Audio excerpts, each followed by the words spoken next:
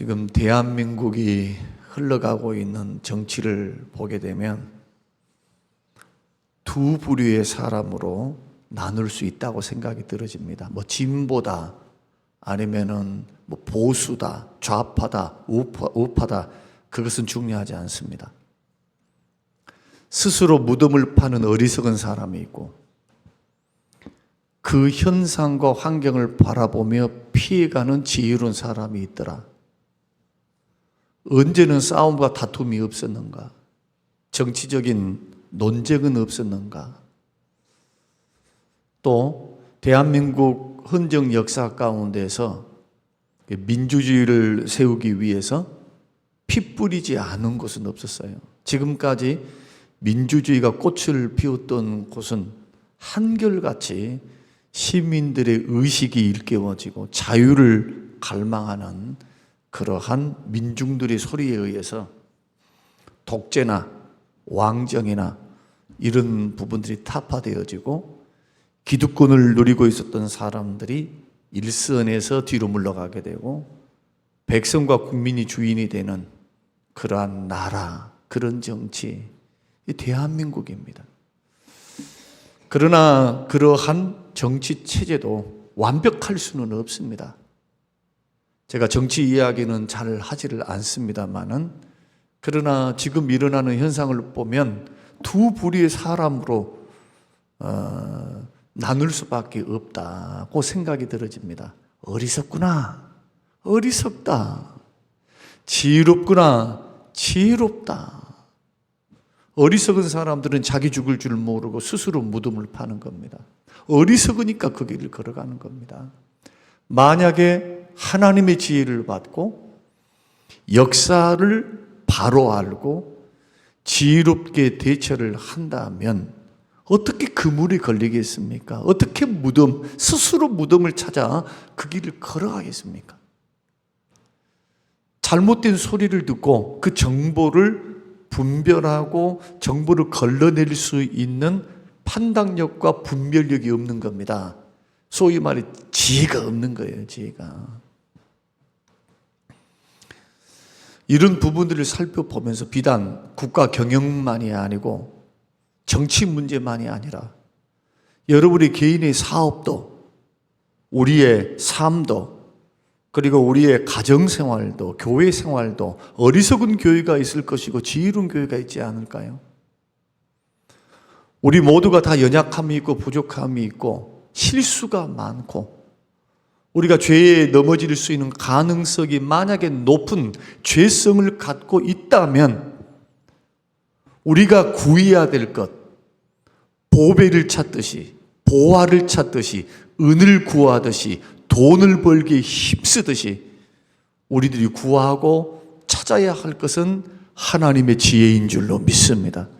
하나님의 지혜가 인간의 지혜보다 뛰어나기에 예수 믿는 믿음의 사람들은 세상을 바라보는 안목에 있어서 하나님이 주시는 지혜의 눈으로 세상을 분별하고 미래를 준비하는 것도 지혜입니다.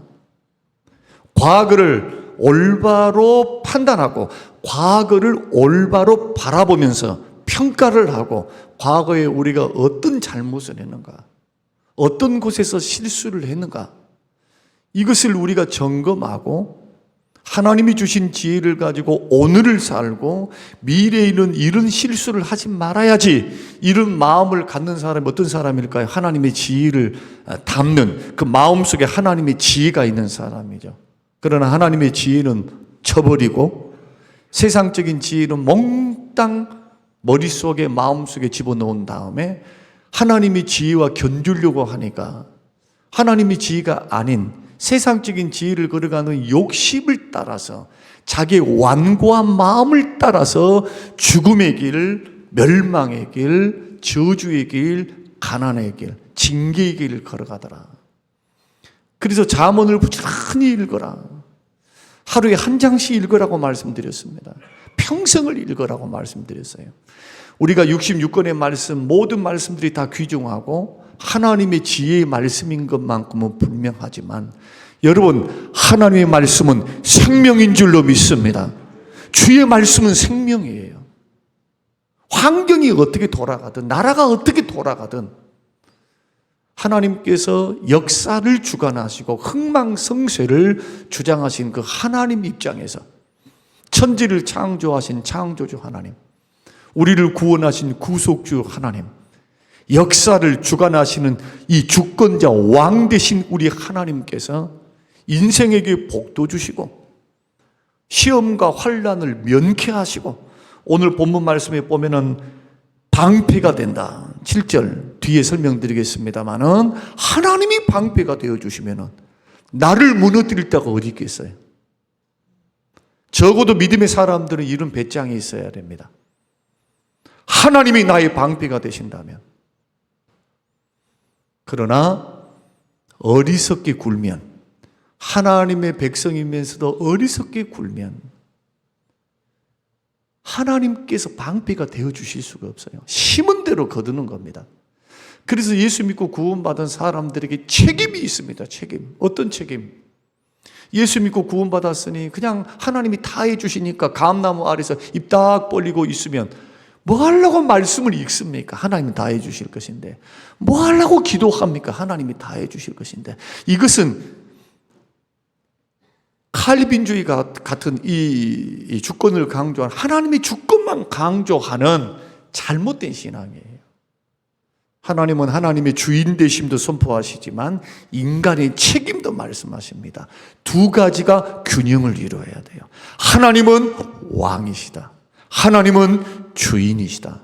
우리는 왕 되신 주의 말씀을 따라서 하나님을 구하고 지혜를 구하며 기도하며 하나님께 지혜를 받고 하나님의 도움을 구하며 하나님의 뜻을 물으며 하나님의 뜻이 가르쳐 주신 성령께서 말씀을 깨닫게 하시는 그 은혜, 깨닫는 은혜를 누리는 우리에게 이제는 뭐가 남아 있습니까? 그 말씀대로 순종해서 지혜의 길, 생명의 길 걸어가야 할 책임이 우리에게 있다는 거예요. 그래서 예수 믿는 믿음의 사람들도 어리석은 길을 걸어가는 사람이 있습니다. 지혜가 코앞에 있는데 인생 경영을 어리석게 하는 거예요. 그래서 오늘 본문 1장부터 2장, 3장, 4장 여러분 보십시오. 8장, 심지어는 오늘 본문 말씀 보면 9장 말씀까지도 보면 다 뭔 말이냐, 지혜로운 자와 어리석은 사람들에 대한 이야기를 하면서 지혜 이야기를 31장에서요 3분의 1을 지혜를 이야기를 해요. 지혜에 대해서. 그리고 3분의 2는 구체적인 적용을 이야기를 합니다. 그렇다면 오늘 우리가 신앙생활을 하면서 우리가 가정생활을 하고 사업을 하면서 정말 나는 하나님의 지혜를 받아서 그 지혜를 구하고 찾는 자로 정말 지혜를 받아 지혜롭게 나는 나의 인생을 경영하고 있는지, 교회를 경영하고 있는지. 지혜로운 사람은 하나님을 경외하는 사람입니다. 지혜의 근본이 뭡니까? 여호와를 경외하는 거예요. 왜 여호와를 경외해야 됩니까? 심판이 있기 때문입니다. 하나님 앞에 우리 인생을 계산할 때가 있기 때문이에요. 상급 심판 받거든요. 그러니까 우리가 인생을 살아갈 때 다 그냥 세상 사람과 똑같이 인생과 기회가 주어졌다고 생각하시면 안 됩니다. 우리는 특별히 예수 그리스도의 보혈을 통해서 우리를 구원하사 생명의 길로 우리를 인도하셨습니다. 우리는 영생을 얻고 구원을 보장받는 하나님의 자녀들입니다. 하나님의 자녀들에게 주신 말씀이 이 말씀이에요. 세상에 있는 사람은 이 말씀 해봤자 듣지도 않아요. 어리석게 여기지. 아무리 주의 말씀을 읽어서 가르쳐줘 보세요. 어리석어 아이고 하면서 저 말씀 지금도 믿고 있어. 2000년 전에 했던 말인데 현대에 얼마나 많은 지식과 철학과 방법과 경험론들이 얼마나 많은데 지금도 고문서에 해당한 이걸 믿고 있냐는 거예요. 솔로몬의 잠언은 4000년이 넘었죠. 그러면 줄잡아 우리가 생각해 보는 겁니다. 우리는 생명의 하나님을, 살아계신 하나님을 믿습니다. 그 하나님은 말씀으로 우리를 지금도 다스리시고 통치하심을 우리는 믿고 있는 겁니다. 그렇다면 하나님의 지혜를 받아야 돼요. 지혜는 어디서 옵니까? 말씀에서 오는 겁니다. 다 하나님이 가르쳐 주시는 거예요.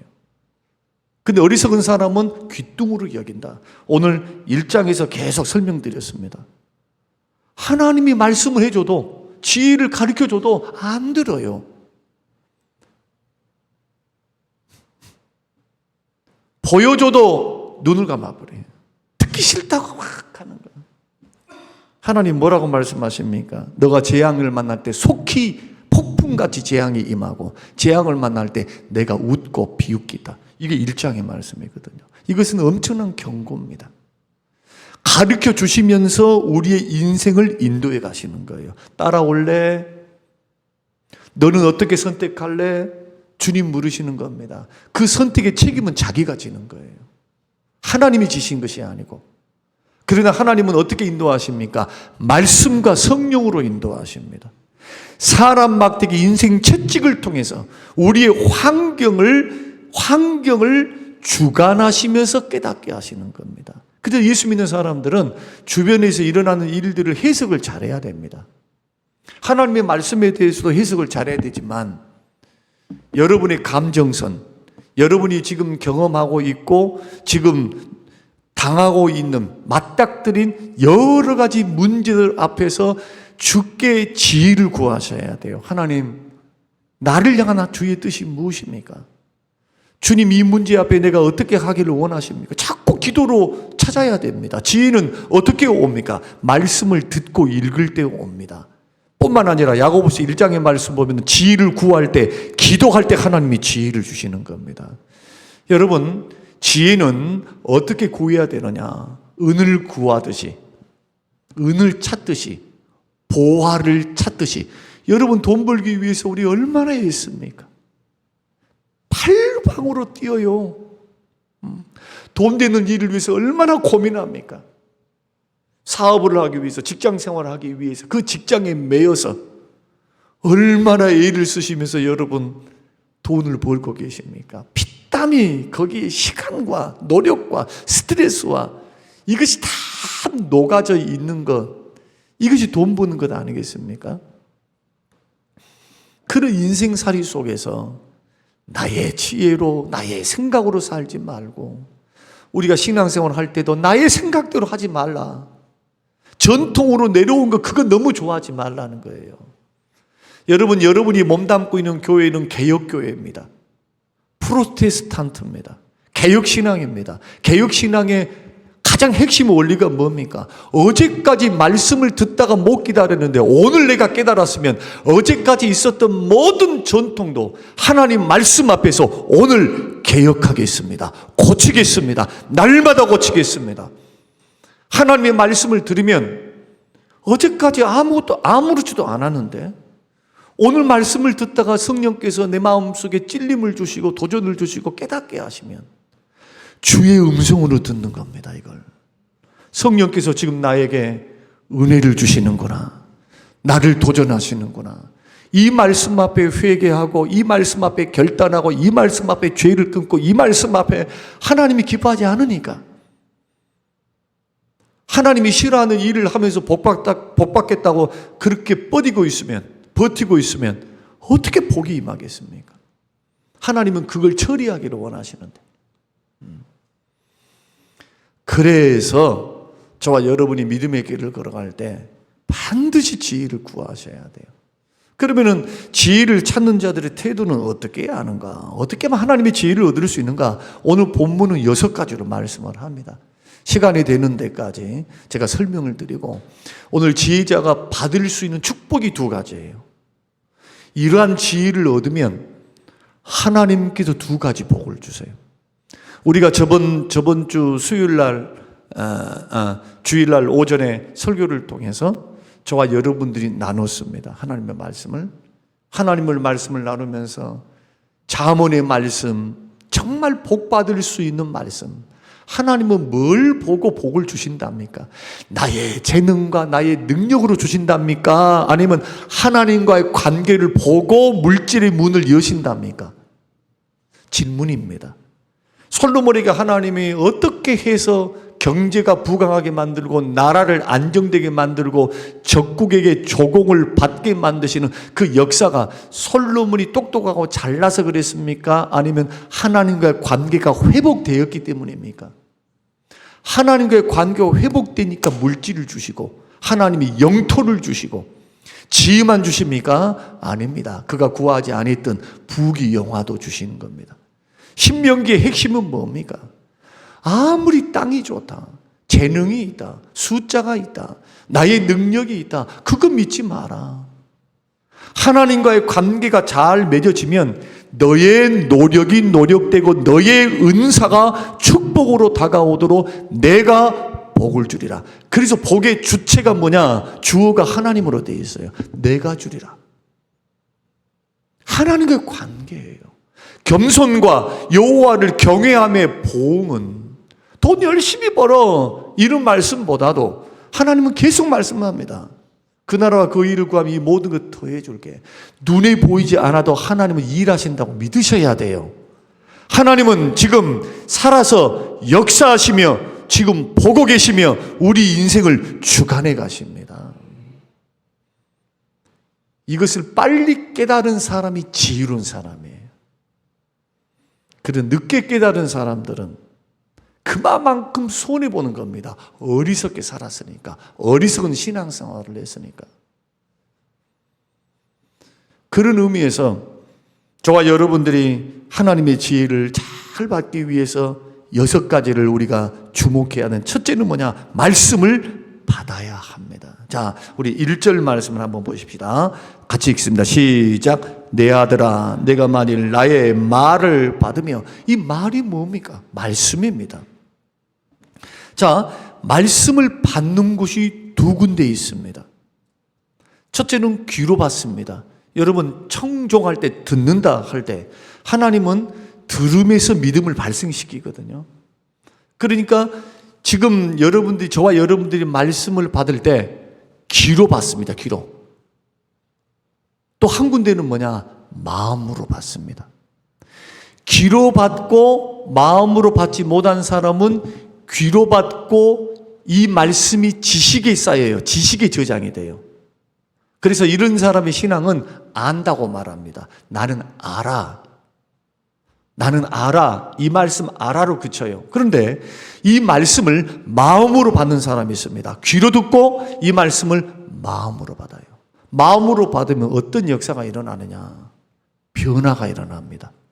여러분, 마음이 변해야 행동이 마음에서부터 시작돼요. 아무리 머리로 알아서 애들한테 잔소리 해보세요. 자, 애들한테 막 이거 해라, 숙제 해라, 뭐 해라, 이거 해라 해봤자 아무리 해봤자요. 그런데 어느 날 부모의 말을 듣는데 자기가 경험이 되는 거예요. 그 말씀을 막 했는데 자기가 보니까 한번 재수해가 떨어져 보니까 그 다음에 깨달은 것, 마음으로 깨닫기 시작하는 거예요. 아, 그때 이 말씀 이렇게 했지.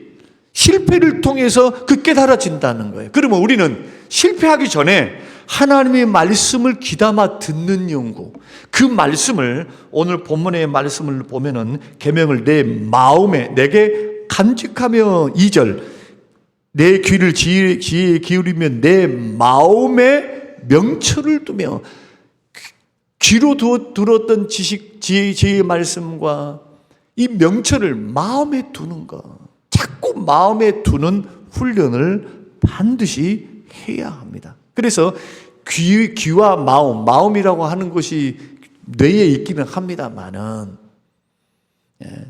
히브리인들의 사고는 이 마음이 심장에 있다고 여겼어요. 그래서 우리가 유추해 보건대 신앙생활에서 제가 경험한 바로는 말씀 잘 들으면 정말 믿음 좋아집니다. 말씀 잘 듣는 사람들이 정말 복도 받아요. 신앙 인격이 너무너무 아름다워요. 그러나 말씀을 귓등으로 듣거나 아니면 말씀에 대해서 판단하는 것, 먼저 판단부터 하는 분들이 있어요. 그 말씀을 단마음으로 좋은 마음으로 잘 받고 그 말씀을 수용하는 자세로 받는 사람들은 열매를 맺습니다. 마태복음 4장에서 말씀하는 것처럼 열매를 맺습니다. 열매를. 반드시 뚫려야 돼요. 귀에 있는 말씀이 마음으로 내려갈 수 있도록 부지런히 여러분 마음으로 새길 수 있도록, 마음에 그 말씀이 들어갈 수 있도록 여러분 노력해야 될 줄로 믿습니다. 그러면 말씀을 마음으로 받기 위해서, 마음에 새기기 위해서 필요한 게 뭐냐? 회개입니다. 여러분 회개하는 마음으로 말씀 딱 들으면 그 들었던 말씀에 대해서 좌우의 날선 검과 같이 하나님의 말씀 역사하시거든요. 자, 여기서 제가 여러분에게 질문 하나 하겠습니다. 목사님의 말씀을 듣는데 나는 아무런 반응이 없다. 둘 중에 하나입니다. 하나님의 말씀이 안 들린다 하면 구원받지 못한 사람입니다. 왜냐? 성령의 일을 아무리 불신자들에게 하나님의 영이 없는 사람이 말해줘봤자 안 들려요. 졸리기만 하지. 지금 뭔 말을 하고 있어? 전혀 깨달아지지가 않아요. 구원받은 사람의 특징 가운데 하나가 뭐냐? 말씀이 믿어지고 말씀이 깨달아지는 겁니다. 두 번째는 뭐냐? 영적으로 어린아이예요. 어린아이. 여러분 기독교 신앙에서 말씀을 잃어버리면, 말씀 없이 기도만 하는 것은 그 기도가 가증하대요. 예배의 중심이 말씀입니다. 찬송이 아니에요. 하나님 말씀은 생명이니까.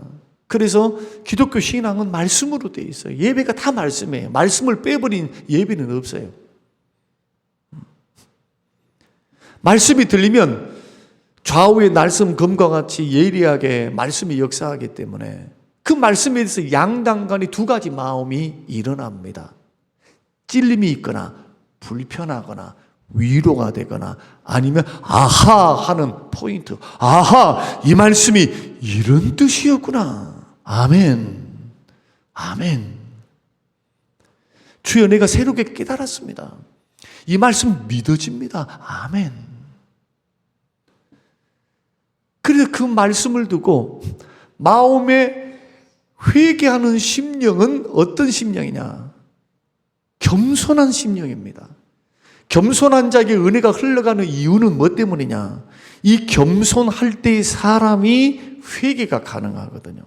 여러분 보십시오. 하나님 말씀 딱 들었는데 마음이 높아져 있는 사람, 하나님의 말씀에 대해서도 딱 판단하고 있고 그 말씀은 나는 알아 하는 사람, 겸손한 사람일까요?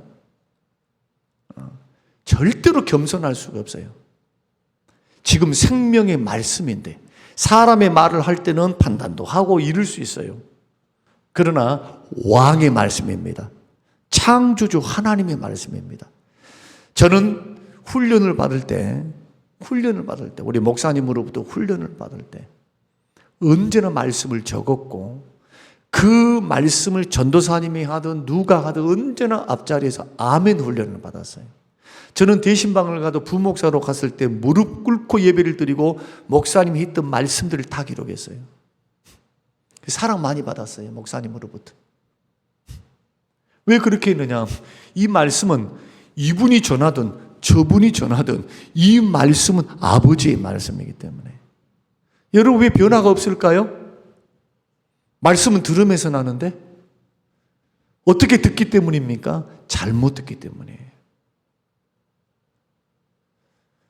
반드시 회개하는 심령이 있어야 됩니다. 회개해야 결단이 일어나죠. 고치죠. 회개한다는 말은 무슨 뜻입니까? 말씀을 받을 때 자기 부족을 이해하는 거예요. 자기 부족을. 지금 사람이 권면할 땐 기분이 나빠요. 그러나 하나님 말씀인데, 하나님 말씀이 찔림이 있다면 죄가 있으면 반드시 드러나게 돼 있어요. 하나님 말씀, 좌우의 날선 검처럼 예리하게 역사하기 때문에. 그러나 거만하고 오만한 사람들은 말씀 거부합니다. 그래서 겸손해야 돼요. 하나님 말씀 앞에는 겸손해야 살 길입니다. 하나님의 은혜는 그래서 겸손한 자에게로 흘러들어가는 겁니다. 이것이 말씀을 들을 때도 전혀 이상하지 않습니다. 말씀의 원리이고 하나님의 축복의 원리이기 때문에 말씀이 들으면 영혼이 건강하게 살아납니다. 영혼이 회개가 있습니다.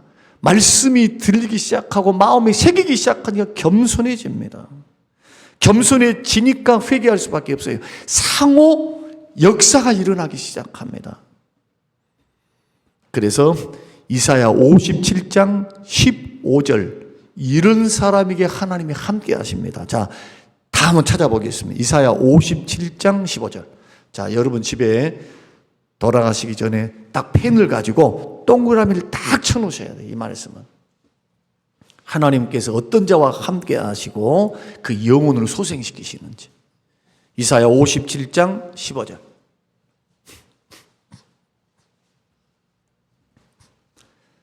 자, 같이 읽겠습니다. 다 찾으셨나요? 자, 못 찾으신 분들은 방송 영상을 보시고 다 같이 큰 소리로 읽겠습니다. 지극히 존귀하며 영원히 거하시며 거룩하다 이름하는 이가 이와 같이 말씀하시되 내가 높고 거룩한 곳에 있으며 또한 통회하고 마음이 겸손한 자와 함께 있나니 이는 겸손한 자의 영을 소생시키며 통회한 자의 마음을 소생시키려 함이라. 여러분, 사람이 통이라고 하는 것은 죄를 죄롭게 하고 말씀을 딱 듣고 아니면 어떤 환경이 하나님이 나에게 주신 생활의 환경을 주어졌을 때, 사람은 영적인 동물이기 때문에 다 감각이 있어요. 감각이, 하나님이 지금 나를 다루고 있구나, 하나님이 연단하고 있구나, 겸비할 수밖에 없어요. 겸비할 수밖에 없어요. 또한 하나님이 말씀을 하시면 일어나는 사건 사고가 없어도 하나님이 내 마음속에 말씀을 통해서 도전을 주시면 그때 일어나는 마음이 통회하는 마음, 상한 심령의 마음을 주께서 그 제사를 멸시치 않습니다. 예배당에 나올 때 상한 심령으로 이것이 주님을 기쁘시게 못했구나, 하나님과 나 사이에 동맥경화 같은 기름덩이였구나, 하나님이 이거 처리하기를 원하시는구나, 이거 처리하지 않고 복받겠다니요, 이거 처리하지 않고 하나님 앞에서 내가 온전하게 주님과의 관계를 회복시키겠다니요, 있을 수 없는 겁니다. 그래서 이사야 말씀은 1장에서부터 마당만 밟지 마라, 자꾸 주문하지 않습니까? 어떻게? 내가 눈이 없어서 보지 못한 것도 아니고, 팔이 짧아서 내가 건지지 못한 것도 아니고, 귀가 없어서 못 들은 것이 아니다. 너와 내 사이에 있었던 죄가 우리를, 하나님 사이를 가로막아버려. 가로막으니까 하나님의 능력도 일어나지 않아, 복도 못 받아, 하나님이 나와 함께 하시지도 않아요. 어떤 자에게 함께 하시는데 통회하고 마음이 겸손한 자와 함께 있나니, 하나님은 함께 하시거든요. 디모데전서에서는 뭘로 우리를 깨끗게 하신답니까? 말씀과 기도로 깨끗게 하시나니. 말씀과 기도로 영혼이 깨끗해지는 거예요. 어떻게 깨끗해집니까? 말씀을 듣다가 깨달아지니까 회개함으로 영혼이 깨끗해지고, 기도하다가 엎드려 있으면, 기도하는데 죄 짓고 있으면 기도가 잘 됩니까? 안 되지. 여러분 어떻습니까? 죄 짓고 있는데 기도가 뚫린 사람 봤습니까? 그래서 예수 믿는 사람은 거룩이 능력이에요. 구별됨이 능력입니다.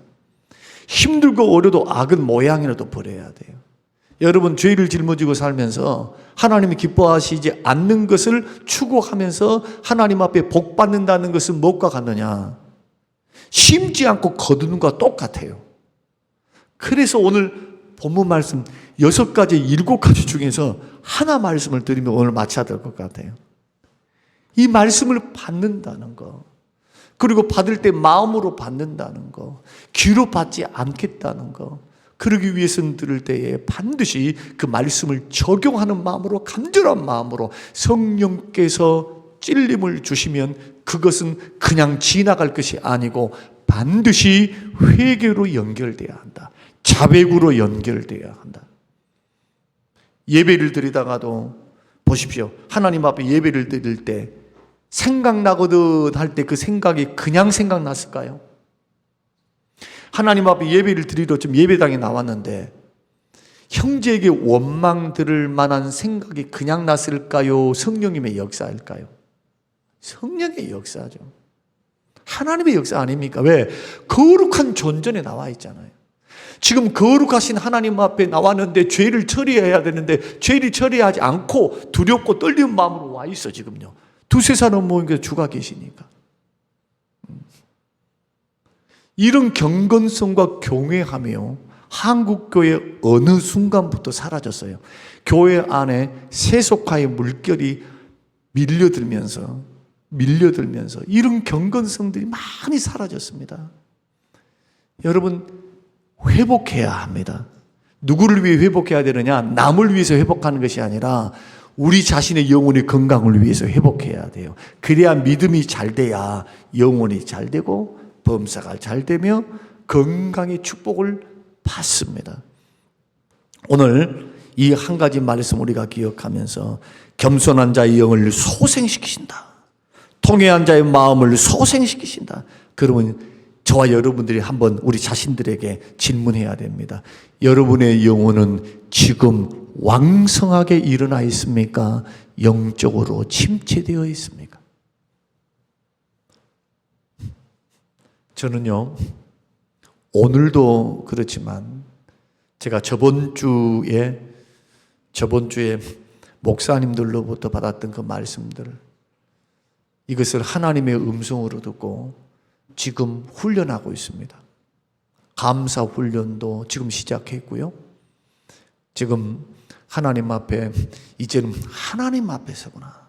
하나님 앞에서 주님이 기뻐하실 일, 주님이 기뻐하실 말을 해야 되겠구나. 주님이 기뻐하시는 생각, 주님이 원하심 앞에 내 삶과 인생을 그 방향으로 걸어가야 되겠구나.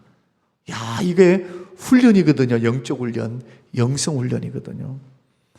체질을 변화시키는 거, 영적 체질을 변화시키는 거 굉장히 중요하다. 저는 우리 성림교회가 예배를 드리고 있는 저와 여러분들이 영혼이 소생하여 일어나게 되시기를 주의 이름으로 축원합니다. 남 탓하지 맙시다. 교회 탓하지 맙시다. 목사님 탓, 저 탓, 이 탓하지 마십시다. 성경으로 돌아가십시다. 정말로 나는 통회하는 마음이 있는가? 말씀이 들려지면 그 말씀에 나는 반응하고 있는가? 또한 마음이 겸손한가? 은혜의 통로가 막혀 있는데 은혜롭지 못하고 메마른 것은 당연할 거예요. 이것은 영적인 질병과도 같기 때문에 이것은 절대로 복된 길이 될 수가 없다. 먼저 영혼부터 고침을 받고 그 후에 나부터 고침을 받고 우리 스스로 하나님 앞에 소생하고 옆 사람도 소생시키는 방법이 말씀을 받는 길이다.